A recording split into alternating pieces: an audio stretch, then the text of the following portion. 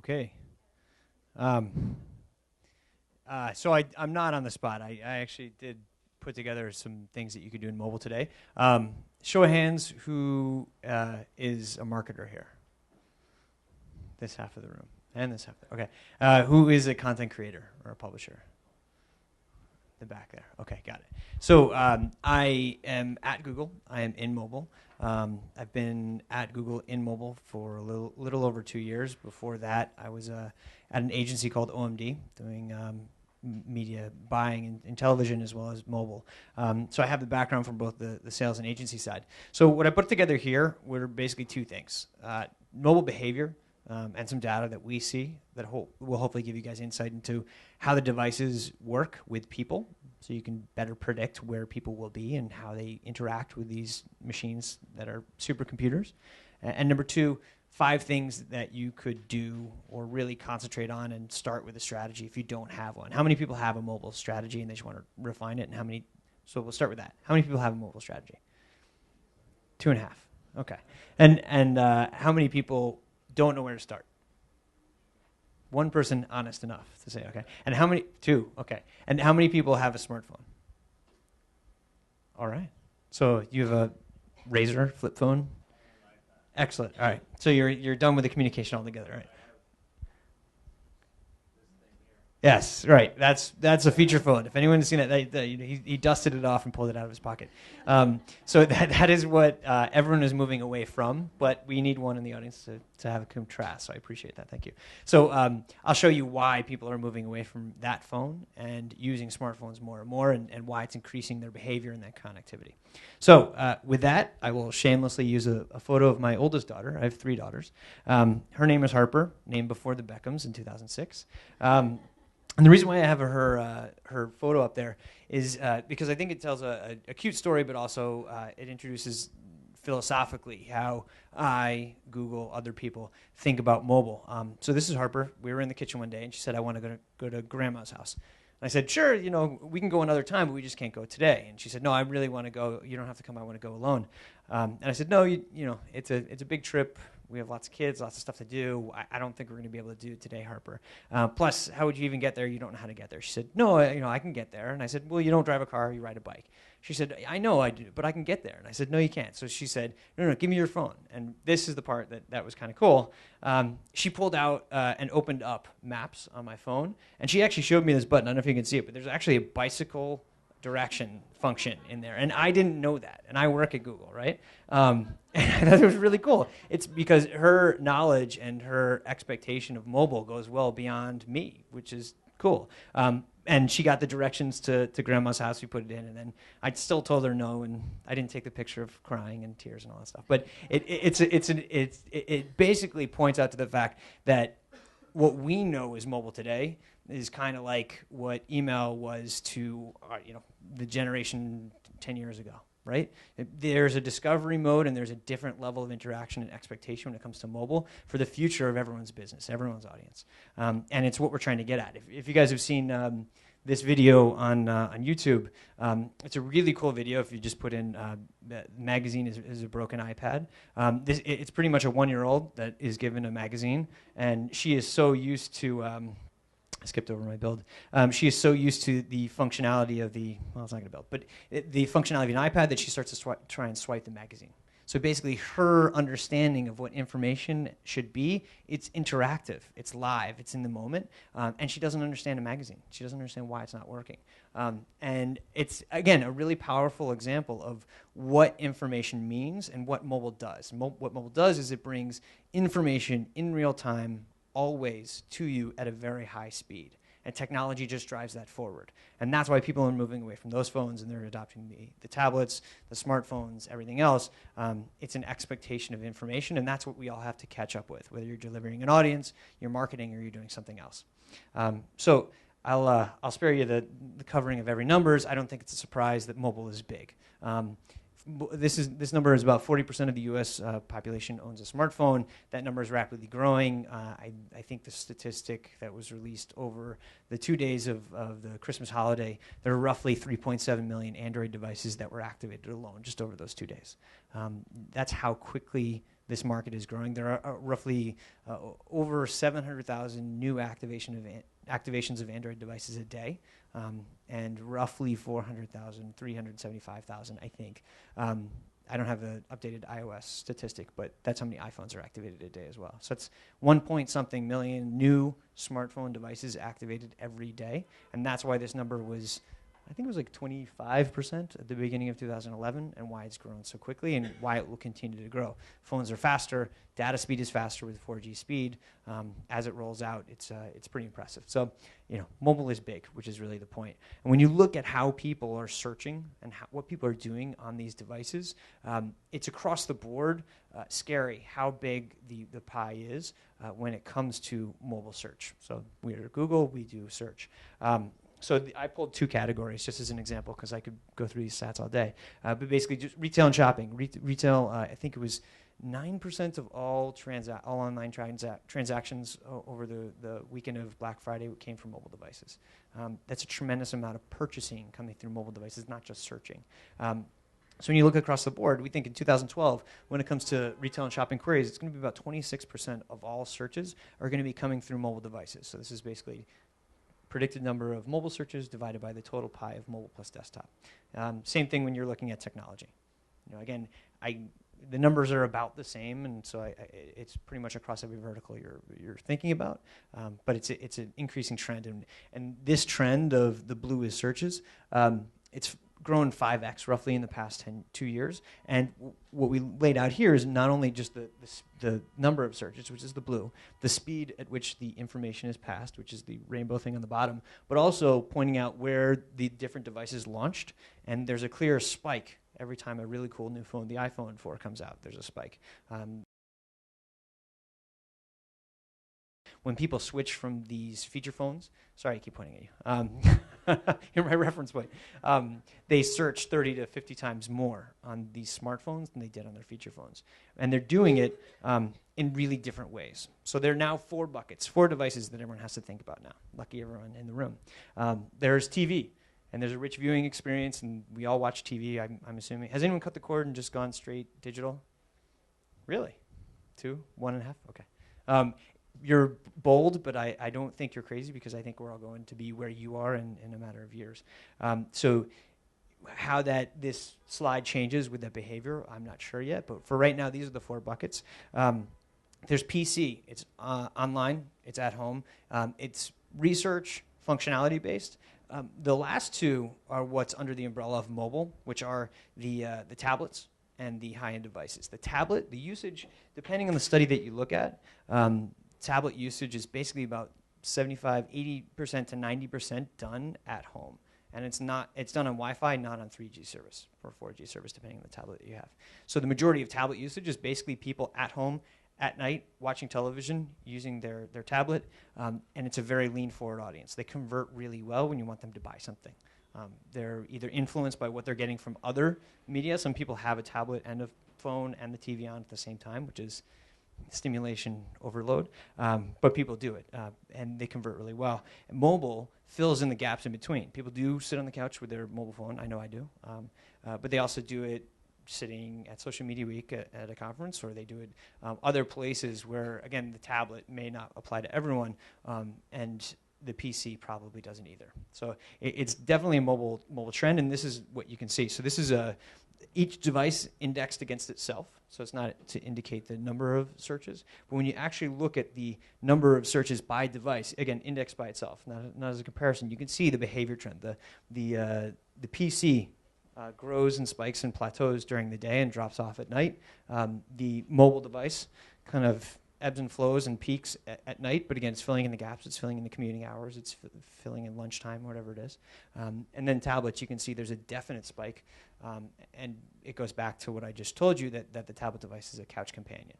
So when you start to understand these behaviors by device, you can better market and reach the user. And you have to have these things in mind when you're thinking about your messaging and your targeting, especially when it comes to tablets.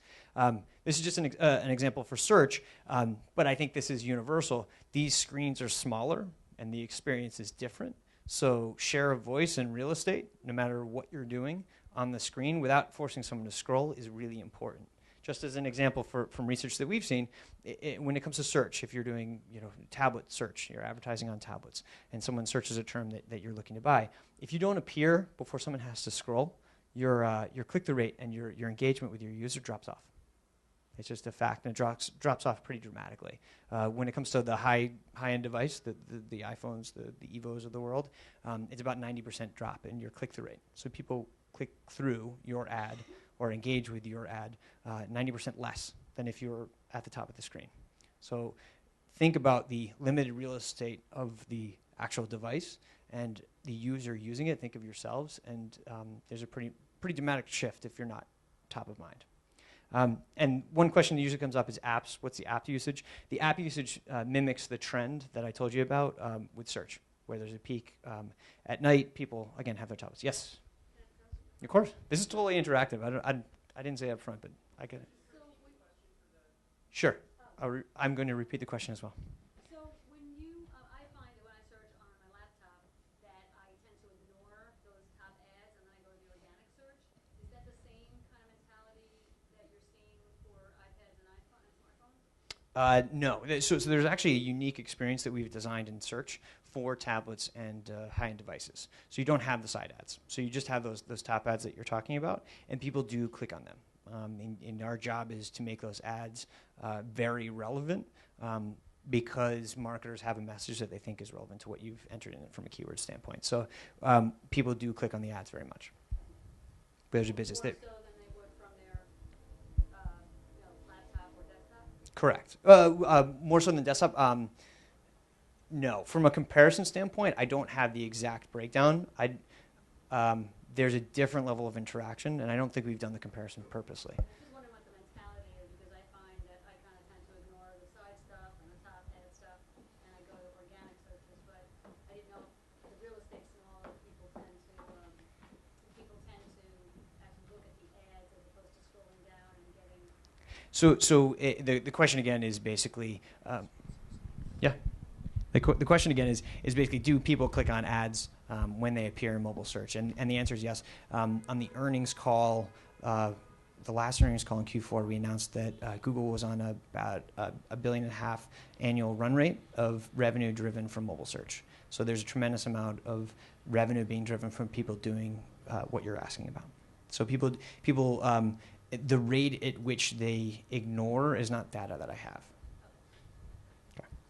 And then when it comes to apps, the value of an app, does anyone have an app here?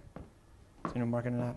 You have an app? You have an app. So I have questions for both of you. But what we've seen around apps is that the real opportunity for apps is a loyalty play. So you should have an app if you're offering something really valuable to the user that you can't do through a mobile website.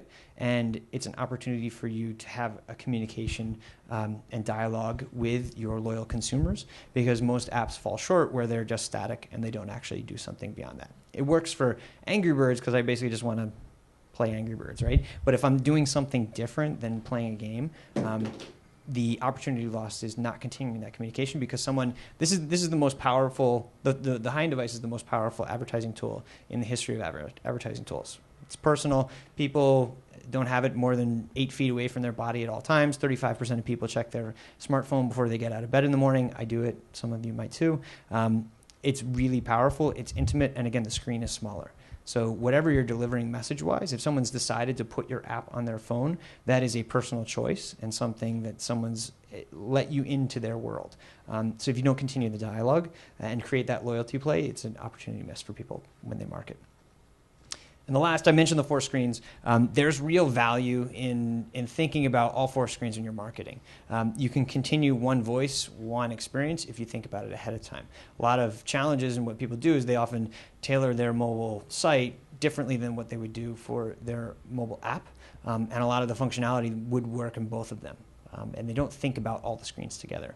And when you actually look at media consumption, you can see from the slide, the growth in mobile is pretty staggering when you look at just the desktop web as well as the mobile internet and mobile environment and how people consume things, whether it's through app or the mobile web. It's pretty staggering, and it's pretty much at the expense of traditional media.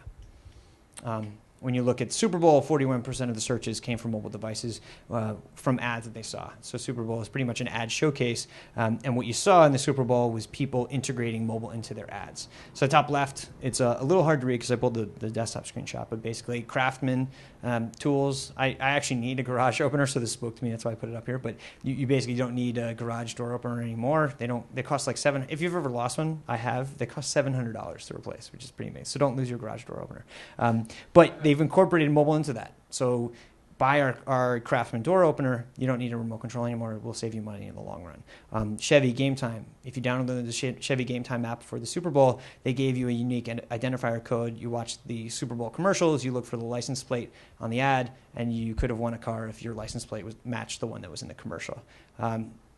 Progressive made their commercial Shazamable. I actually did it. I don't know the numbers behind it, but I do know that what they were trying to do is capture that audience that it has their mobile device in front of them. You can use Shazam on your tablet or your mobile device, and they actually created a post-click, post-Shazam experience beyond that. Very cool, and it's something that they tapped into existing user behavior because there's a tremendous amount of usage for the Shazam app.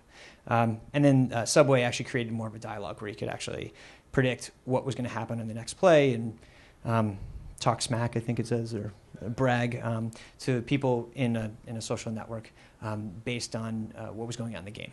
Very cool applications for mobile and made it interactive. Okay, that was the mobile behavior landscape section. Here are my 5 things, my 5 points of advice, and I tried to make this not Google search specific, but a little bit more broad in general to hopefully give you guys more of a cohesive strategy. The first thing is transform your site.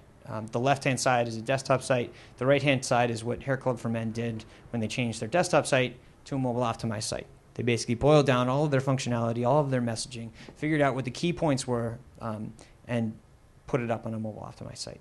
It's pretty simple to do. The goal here really is just to make your site simpler, and it's deleting information versus adding it. And that's how good people approach mobile optimized sites.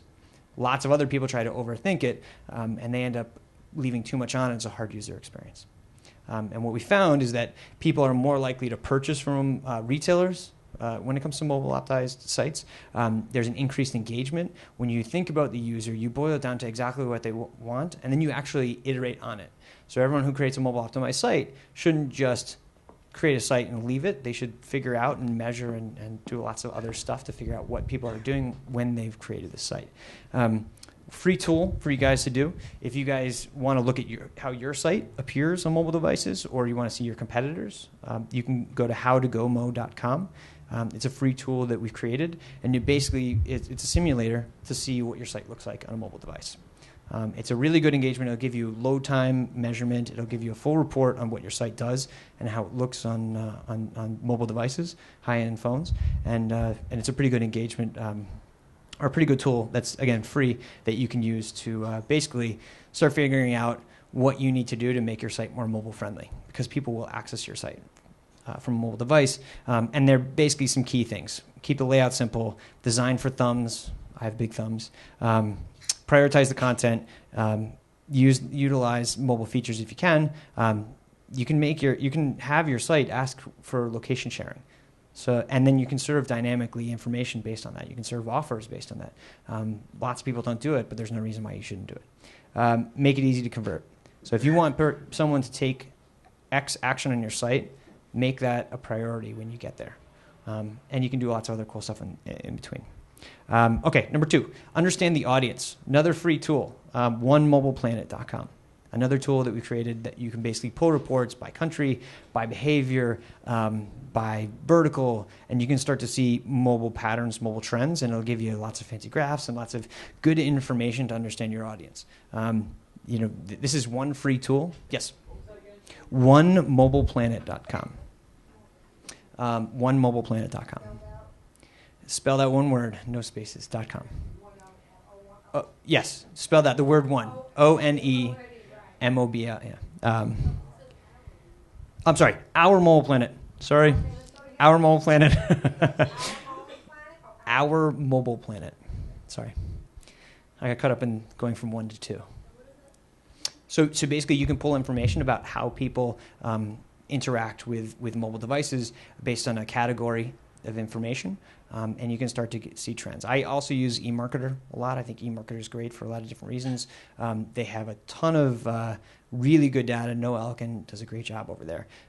Another tool, some of it's paid, some of it's free, and you can start to learn about your mobile audience. So optimize your mobile site. Understand who your mobile user is. You can do the two at the same time, but they're two key points there. Number 3, after you do that, square one is getting the mobile experience, because if you spend all these marketing dollars and you don't have that user experience set beforehand, you're ultimately not going to convert or see as optimal conversions as you would if you had done the work beforehand. It's almost like prepping before you paint, essentially. Number 3, establishing your marketing efforts after you've gotten that out of the way. So you've understood your user and you've developed a journey for them that's really easily convertible. So then you say, all right, well, I need to be ready, I need to be found, and I need to be smarter about it. And I can do a lot of different things, again, like optimize my site, but there are some key things that people are doing in mobile today that you should consider. Do I want to drive people to buy something, whether it's in-store or on my actual site itself? Do I want to tap into the phone's technology? Because it actually is a phone, as much as I talk about a searchable internet-connected device. It is a phone, too. What do I want the user to do? And that's really the point. And again, that can feed back or feed from what you've optimized your mobile site to do, because it should be about 1 or 2 key things, and then you can iterate from there. But this is how you get started.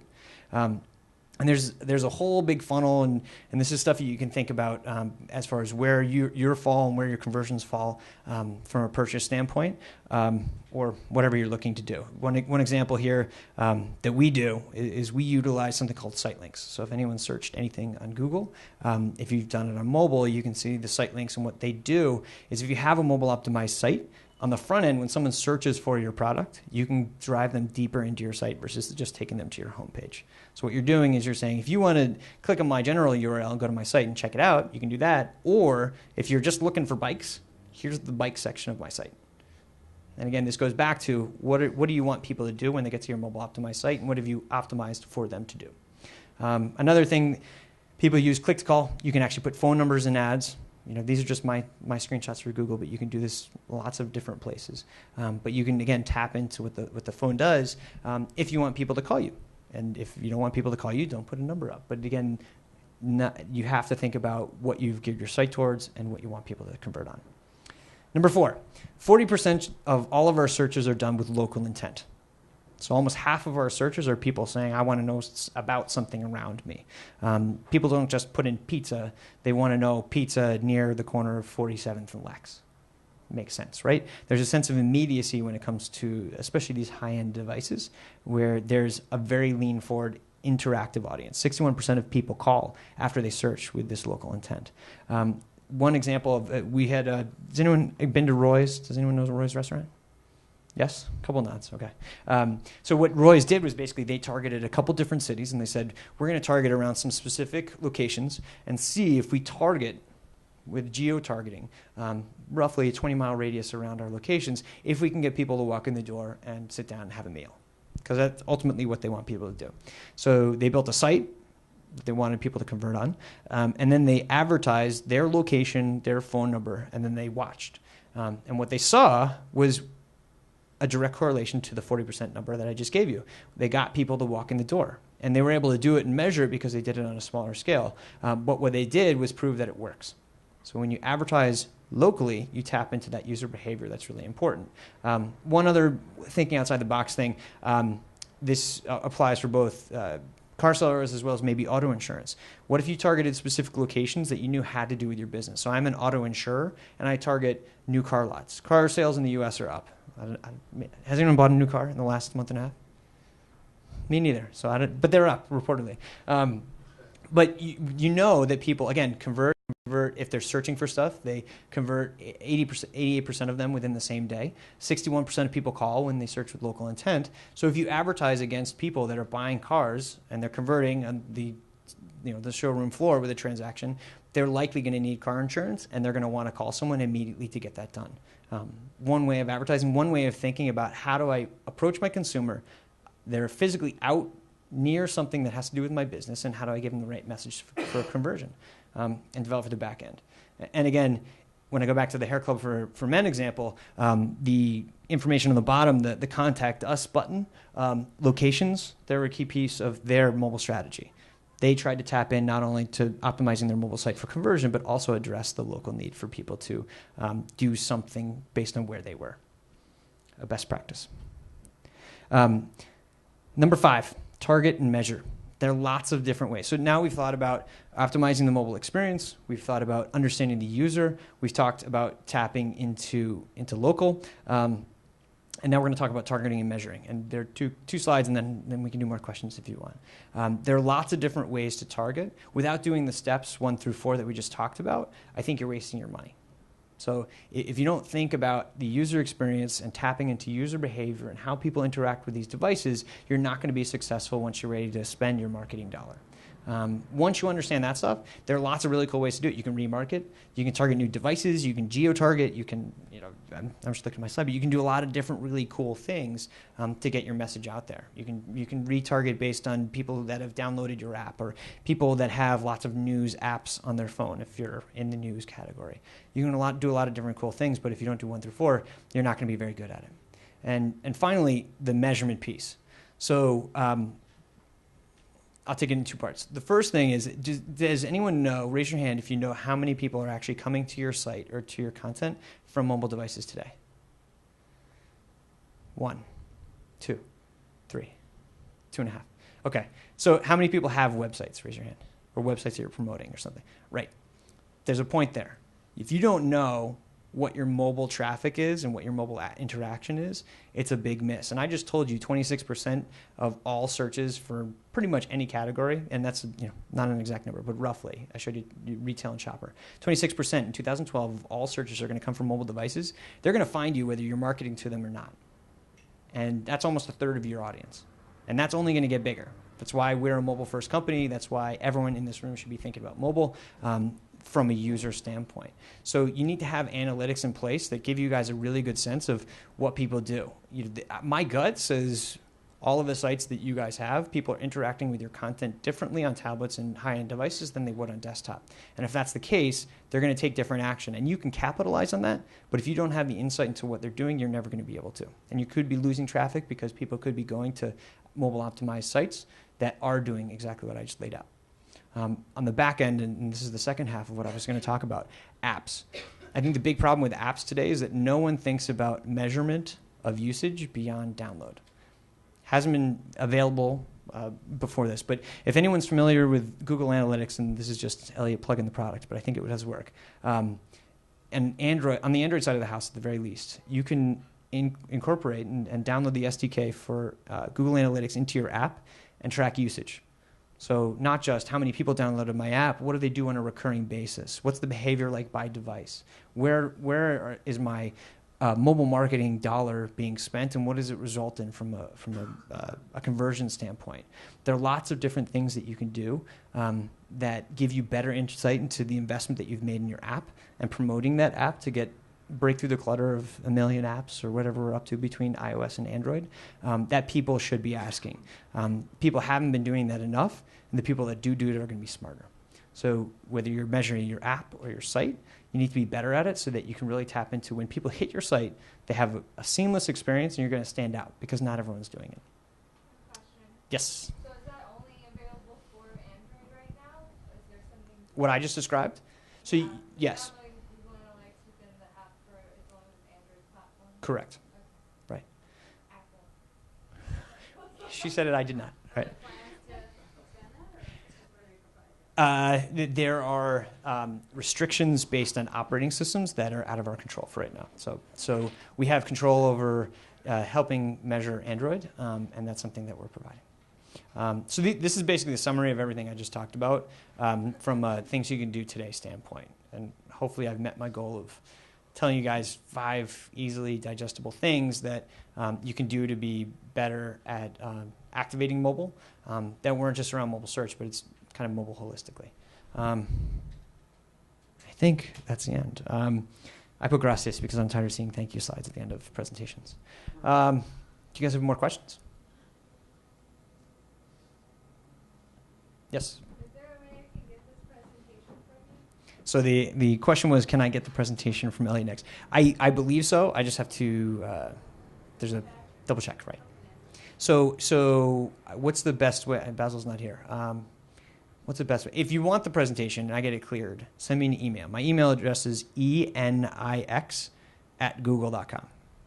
And like I said, I'll get it okayed and I can send it out to you. ENIX. Sounds like the New York Knicks, but it's not. Linsanity. All right. Yes. Is there anything that we should know about in terms of what Google is doing for the future in mobile? Any new platforms that you're currently developing?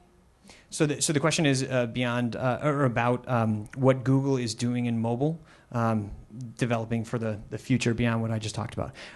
So these are more. So yes is the answer. They're not totally ad supported yet, which is why I don't have them up on the slide. But mobile is more social. We're going to be developing towards that. We launched an alpha where you had the +1 button on the mobile ads, so you could participate in basically +1ing ads that you see, ads that you like. Did anyone watch the Grammys? Yes. Did you see the Google commercial? So there's a Google commercial around a dad that photographs the first 8 months or so of his child, and he loses his phone, but he had all these photos, and then it's all up in the cloud, right? So one really cool thing, I think, again, we're a mobile first company, and it's about one experience. So if you develop little things on Android like instant upload of photos, you're linking Google Plus with your actual phone and your camera experience, and you're making it easier for someone to live. It gets uploaded immediately to your Google Plus account, right? Correct. Yeah. I lose pictures all the time. It's really good for paparazzi. I mean, if I were for TMZ, I'd be using my phone, right? So those are two examples of making mobile more interactive. There's lots of other stuff. We're working on the Google Wallet, so we're working on the payment side of the house. So if you have the Google Wallet, and we're still testing and learning to see how it works. I use it all the time in cabs in New York because it's really easy to pay, and just Rite Aid, you can take your phone out and just put it up against the register, and you don't have to pull out your wallet. There's lots of stuff that we're learning there on how people want to transact, what they transact, how much they're willing to pay, privacy, is security a concern, that kind of stuff. It's so Google Wallet's encrypted, and you have to enter in a code in order to pay for something. Correct. Right. Yeah. So there's security measures in place. In some respects, it's more secure than your actual plastic card, because you pull out your card and you can swipe it pretty much anywhere. You can. If I stole a credit card, I'd probably go to the subway because you don't need to do anything there with a credit card. You can basically buy an unlimited monthly pass and be done, and throw the card away, right? Right. The metal wallet, right? So when you go back to the wallet, what we are doing is trying to figure out not only just how will people use their phone for transaction, not just physical swiping, but actually just paying and clicking through their device. But we're also exploring offers. So trying to figure out if you serve a mobile ad offer, whether it's location based. So I know that I can buy something from Toys R Us without walking in the store, or something else. We're trying to figure out how people will react to mobile offers as well. Those are some examples. Hopefully I answer your question. Yes. Two questions. I will make sure I repeat them into the mic. I know that's important. Do you know how many, or is there kind of a statistic on how many companies are not aware of what their site looks like on mobile devices? So what percentage of companies don't know what people are doing from mobile devices interacting with their brand? We did a survey, and we checked the top 500 advertisers in the U.S., and tested their site for mobile optimization, which is an indicator of whether people know how their content is being consumed by mobile devices. And we found that roughly 79% of all of those advertisers did not have a mobile optimized site. So if I'm using that as a proxy, and I'm guessing a little bit, I'd probably say the majority, let's say it's 75%, 70% of people still don't know what they're doing when it comes to mobile. It's probably a pretty good indicator. When you say of advertisers, you mean people who have a website? Of the large brands in the U.S., of the top 500, correct. And then my other question was, just like Shazam, like you can, play the song and it tells you what song it is. But isn't there, or does it exist yet that you can either take a picture of something and then you can be taken to, like, let's say you want this wine, this bottle of wine, you can take a picture of it or put the barcode or something, and it takes you to options to purchase that. So the question's around visual search. So can something physical or some sort of print ad trigger a result, whether it's a purchase or research behavior? The answer is yes. There are a couple different things. We've played around and looked at. There's an app called Google Goggles. It's on the Android device as a Google Goggle standalone app. But then if you're on your iPhone, in the Google app to the right, there's a little picture icon. You can actually take a picture of a print ad as an example, and you can trigger information based on what you're seeing. So the answer is yes. Visual search. There are lots of different ways to tap into these phones. Really, you can do visual search. You can do voice search. 1 in 4 of all of our searches in the U.S. from Android devices are with voice search. You can do a text search. There are lots of different ways, and the answer is yes. You can take pictures of stuff and get information back. It's specific to an app. It's not just a general. Right, comparison pricing. Correct. We have Google Shopper. You can do it in Google Shopper. There was also a really smart advertising strategy for Amazon in the fourth quarter where they said, download our app, figure out what you're going to buy when you're in store and you're about to buy it, open up our app and see if you can get it cheaper and order. And people did, which is pretty amazing. It's a really good strategy for a digital, non-retail advertiser. Yes. How are we doing on time? Okay. I think he had his hand up first. I'm sorry. So everything you talked about so far is there's been intent, like I entered a search into my phone and it's giving me back results. What about like enriching my life where I'm walking down the street in New York, I know nobody, but you guys have a lot of my data and you know the person that's about to walk by me, I have a lot in common with and I should say hi. Is there any, no, seriously, Hey, I like trying this. I'm going to repeat the question as best I can. So the question is basically, you, Google, have a lot of data on me. And what about the scenario if I'm walking down 48th Street and there's someone else that likes skiing and I should say hi to them? And will my phone create a physical interaction? A push message, basically, you should say hi to this person or you should walk into that store. I think everyone chuckled in the room because it is very Big Brother, and there's lots of kind of squeamish concerns about data and privacy and who's allowed to have what. And I think we're still in that phase. So, what people are willing to do, what people want companies to do with their information, is still being defined. And I think we are trying to lead in the space where we are very sensitive to that, and we're trying to work with regulators and everyone who deals with information and privacy and make sure that before we do anything with that, we have the right policies in place to make sure we're not infringing on people's rights. And that's part of the reason why we announced a couple weeks ago we were streamlining our permissions. So it was one permission, but it was clearly explained what we were accessing in an attempt to try and explain to people how we were using their data and give them options to opt out. So I think we're still in that phase before we get to what you're talking about. I think it's really cool, Brave New World. Me too. I have no issue with the privacy, but we're not there yet. Yeah, okay. So I think that's my time. You guys have my email address, and I'll check and see if I can send these slides out. So thank you. Appreciate it.